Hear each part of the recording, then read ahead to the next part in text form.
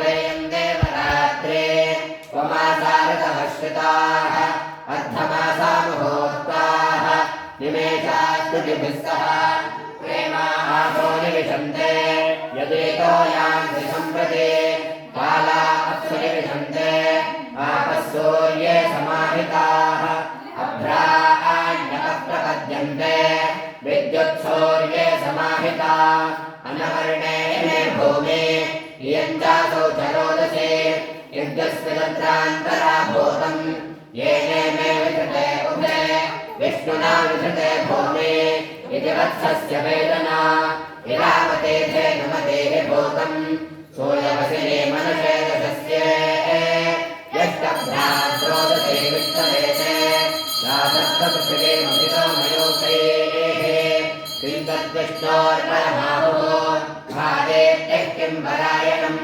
एको यद्धारयद्देवः रेतुते रोदसे उभे गाताद्विष्णोर्बलमाहुः अक्षराद्येत्युच्यते त्रिपदाद्धारयद्देवः यद्विष्णोरेकमुत्तमम् अग्रयो वायवश्चैव एतदस्य परायणम् पृच्छामि त्वापरम् मृत्युम् अवमम् मध्यमम् जगम् लोकम् च पुण्यपापानाम् एतत् पृच्छामि सम्प्रते अमुमाहुः परम् मृत्युम् पवमानम् तु मध्यमम् अग्निरेवावमो मृत्युः चन्द्रमाश्च दुरुच्यते अनाभोगाः परम् मृत्युम् पापाः संयन्ति सर्वदा आभोगास्त्वेव संयन्ते यत्र पुण्यकृतो जनाः ततो मध्यममायन्ते चतुमग्निम् च संव्रते पृच्छामि त्वा पापकृतः यत्र यातयते यमः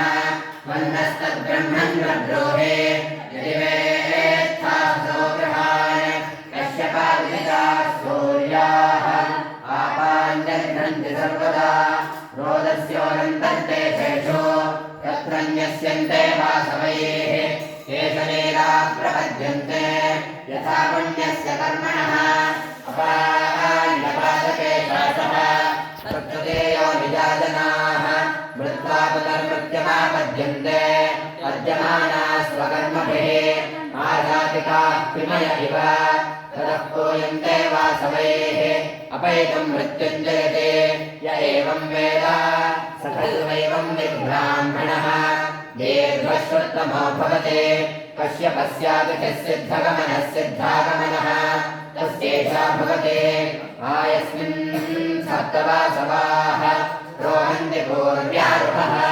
ऋषिराजेर्घश्रुतमः इन्द्रस्य कर्मो अभिषिजते कश्यपः पश्यपो भवते यत्सर्वं परिपश्यते सौक्ष्म्यात् अथाग्नेरष्टपुरुषस्य तस्यैषा भवते अग्नेन यशुपथाराये अस्मान् विश्वानि देव भजनानि विद्वान् ಎಲ್ಲರೂ ಹೇಳಿ ಓಂ ಮಧುಕೇಶ್ವರಾಯ ನಮಃ.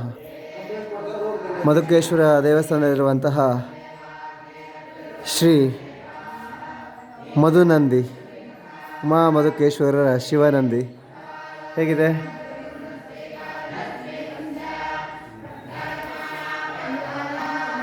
ಹಾಗೆ ಆದಷ್ಟು ನಿಮ್ಮ ಸ್ನೇಹಿತರಿಗೆ ಕೂಡ ದರ್ಶನ ಮಾಡಿಸಿ. ಓಂ ಉಮಾ ಮಧುಕೇಶ್ವರಾಯ ನಮಃ. ಉಮಾ ಮಧುಕೇಶ್ವರಾಯ ನಮಃ. ಓಂ ಉಮಾ ಮಧುಕೇಶ್ವರಾಯ ನಮಃ. ಓಂ ಉಮಾ ಮಧುಕೇಶ್ವರಾಯ ನಮಃ. ಓಂ ಉಮಾ ಮಧುಕೇಶ್ವರಾಯ ನಮಃ.